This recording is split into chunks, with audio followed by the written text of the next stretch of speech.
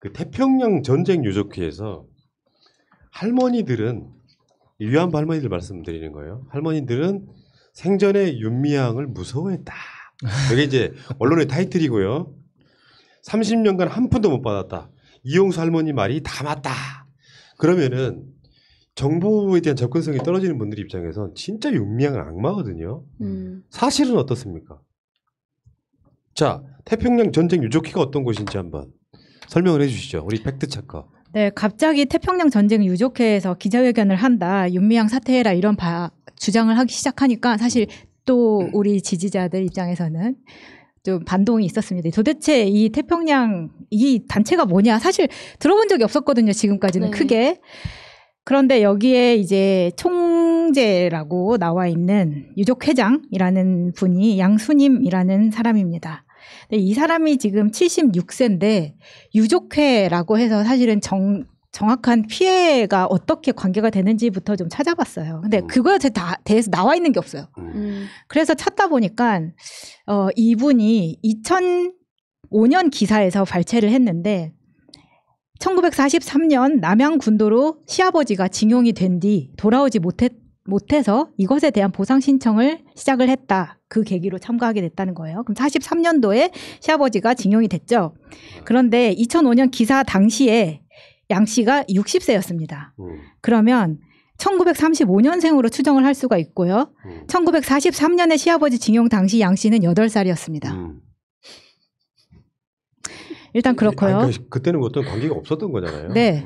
그냥 얼굴 한번 보지 못한 8살 때 돌아가신 시아버지라는 거예요. 근데 8살에 결혼을 안 했을 거 아니에요. 신동이네, 신동. 그래서 이제 그런 연유로 결혼을 하고 나서 보니 신랑의 아버지가 아주 어렸을 때 돌아가셨는데 그렇게 이제 본인이 이제 30대 후반에 이 유족회에서 활동을 참가하게 된 겁니다. 굉장히 효심이 깊죠? 이분은 우리 유족회는 73년부터 피해자들에 대한 조사 활동을 해왔으며 50여 명을 보건복지부에 등록시켰지만 한 푼도 지원받지 못했고 정대협이 독차지했다. 정대협은 30년간 할머니들을 위한 운동을 했다고 눈물로 퉁치지 마라. 무슨 성과를 거뒀는가. 유족회가 추진해온 역사와 기회를 중간에서 가로챘다. 해체 외에는 답이 없다. 저는 이제 다른 측면에서 좀 보았던 게 태평양 전쟁이라는 이 용어 자체가 좀 낯설 겁니다. 우리는 이제 일제치하라고 이야기를 하거나 2차 대전이라고 이야기를 하지 태평양 전쟁이라는 말 자주 안 들어봤잖아요. 네, 잘 안 써요. 그러니까 태평양 전쟁은 지극히 일본의 시각이에요. 그러니까 1904년 러일 전쟁에서 일본이 이기고 난 다음에 우리 이러다가 아시아를 통째로 먹을 수도 있겠는데 해서 만들어낸 개념이 대동아 공영이라는 것이고, 그러니까 전쟁을, 그러니까 전 세계를 전선으로 해서 아시아 쪽에서는 중국을 전선으로 만들고, 이제 태평양 쪽에서는 유럽까지 확장한다 이런 지그들만의 계획이 있었는데 그 모든 계획을 통틀어서 태평양 전쟁이라고 했어요. 이거는 일본 측의 시각이란 말이죠. 네. 근데 왜 우리나라 피해자들이 왜 일본의 역사 용어를 가져와가지고 단체 이름으로 만들었는가. 이게 저는 제일 이상했고. 여기 대동아 전쟁이라는 표현도 그렇게 나오고요. 그리고 그러니까 언론이 만약에 태평양 전쟁 유족회라는 우리가 지금까지 못 봤던 단체 이름을 거론을 할 거면 그러니까 정대협 그러니까 지금 현재의 정의연 외에 그러니까 일제치하의 피해자, 일제치하 강점기 때 피해자들이 만든 단체들이 엄청 많거든요. 네. 최소한의 현황은 알려줘야지. 그러니까 이런 단체들이 있고 그 중에 유력한 단체들은 이런 게 있는데 그 중에서 대중적으로 가장 잘 알려진 게 정의연이고 지금 현재 문제를 제기하는 곳이 태평양 전쟁 유가족회다. 예. 이런 맥락이 있어야 되는데 지금 이 기사만 보면 이 일제치하의 피해를 당했던 사람들의 단체는 2개밖에 없는 것 같잖아요. 네. 그게 아니거든요. 예. 그래서 공중파에서 김총수가 이야기하지 못하는 이야기를 지원 사격을 한번 해보도록 하겠습니다. 해봐요. 이제 이 양수님으로 기사를 검색을 하면 재밌는 것들이 많이 나오는데 태평양 전쟁 유족들 상대로 15억 사기친 유족회 회장 이렇게 나옵니다. 양수님 그 태평양 유족회 회장에 대한 이야기하는 거예요. 네, 경찰에 따르면 그 기사 토막을 읽어볼게요. 양 씨와 이 단체 사무총장 임모 씨 또 다른 희생자회 대표 장모 씨 등은 대일 소송 단체 사무실을 운영하면서 일본 정부 등을 상대로 소송해 보상금 2천만 원을 받아주겠다 라면서 피해자들로부터 회원 등록비와 변호인 선임비 명목으로 15억을 받아 챙겼다. 이런 사기 19억 사건이 아니었어요? 있었어요. 15억으로 나오고 있고요. 보도에는 네. 그리고 이게 3만 명으로부터 받았거든요. 와. 그러니까 엄청 많은 거잖아요. 어떻게 이걸 다 받을 수 있었을까? 그때는 인터넷도 없었을 텐데 보니까 제3자 이름으로도 얼마든지 돈을 내면 보상금을 받을 수 있다고 해가지고 막 이름을 받은 거예요.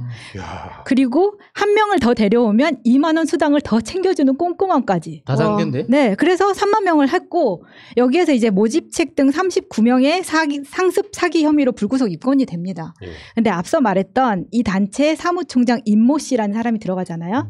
이 사무총장은 양 씨의 아들입니다. 그래서 이게 이렇게 됐지만 나중에 유족회에서 이 회장 양 씨를 해임을 했지만 양 씨는 따로 사무실을 차리고 유족회에서 서류를 빼내려다가 마찰을 빚기도 했다고 하고요. 예. 근데 여기에서 재밌는 부분이 나옵니다. 우리가 이제 그 최영상 대표에 대한 이야기를 하는데 가짜 인권당. 네. 지금 이게 최영상 대표가 윤미향 대표에 대해서 계속 디스하고 예. 이거 그 자유한국당과의 교류가 이제 이력 예. 때문에 탈락을 최종적으로 하게 된 건데 2005년 중반에 2년간 양순임 밑에서 사무국장을 했던 게 최영상입니다. 헐. 그래서 이게 굉장히 돈독한 이 라인이 있어요. 그런데 더 웃기는 거는 사무총장으로 일하던 최 씨가 양순임과 싸우고 사이가 틀어져서 새로 차린 것이 2015년에 아세아 태평양 전쟁 희생자 유족회의를 또 만듭니다. 그 대표가 최영상인 거예요.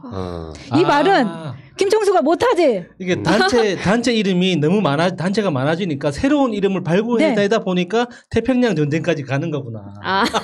그리고 이 단체가 설명회를 하는데 여상규 의원의 축전문을 읽습니다. 이게 너무 투명하잖아요. 이런 것들이. 그렇게 하다 보면은 왜 할머니 입에서 반일 종족주의가 주장하는 위안부와 정신대가 분리되어야 한다는 이야기가 왜 나오는지 이해가 가는 부분이 생기는 거죠. 그러니까 지금 최용상이 바로 그 이용수 할머니를 기자회견 장에 세웠던 바로 그 인물이기 때문에 그러니까 사건의 의도가 명백하잖아. 검찰이 조국 장관의 장관직을 못하게 만들기 위해서 기소하는 것처럼 의도가 명백하잖아요. 그러면 그 과정상에 이 윤미향이나 정 의원이 뭔가 잘못한 것들을 막 쏟아내가지고 결국은 주저앉히려고 국회의원 입성 못하게 만들려고 했지만 사실 여기까지 실패. 왜냐하면 나는 그 버틸 수 있다고 하는 것은요. 그 나름대로 뭐랄까 어마어마한 내공이 없으면 불가능하다고 생각해요. 대개 제기된 의혹들 중에 한 1, 2%는 맞으려나? 나머지 것들은 다 의혹일 뿐입니다.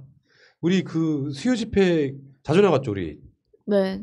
그러니까 수요 집회에 어마어마하게 나갔던 사람으로서 그 느낌이 막 비리가 막 들어가야 될 그런 구조라는 생각을 해본 적 있어요, 지금까지?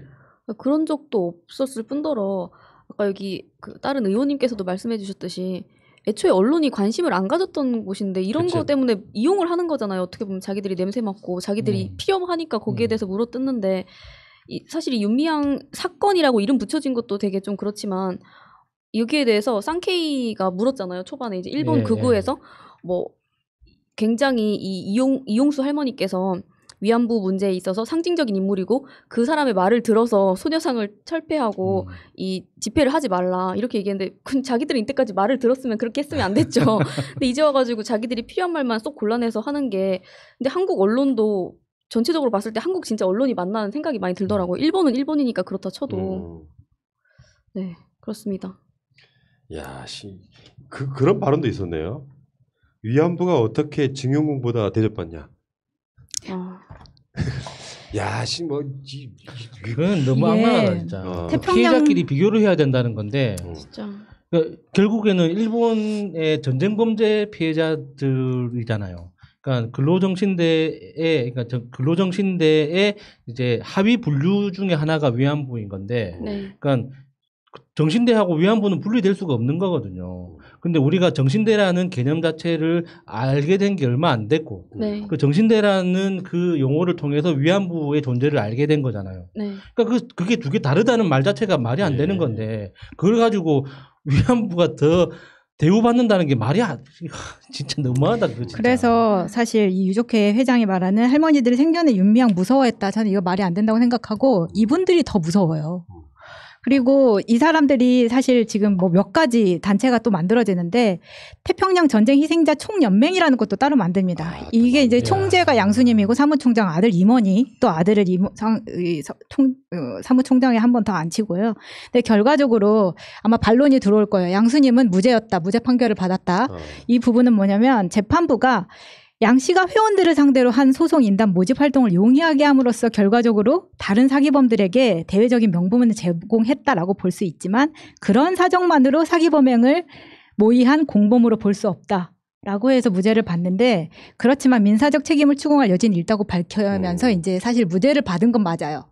그렇지만 형사에 대해서 무죄를 받은 네. 거고 민사 책임은 지는 거고. 그렇지만 저는 이 사람들이 윤미향 대표를 사퇴하라 이런 말을 할 수 있는 처지는 아니라고 생각합니다. 그러니까요. 그 여러분들이 그 포털 가시면요. 윤미향 의원에 관한 댓글에 가장 많이 등장하는 단어가 소름이에요, 소름.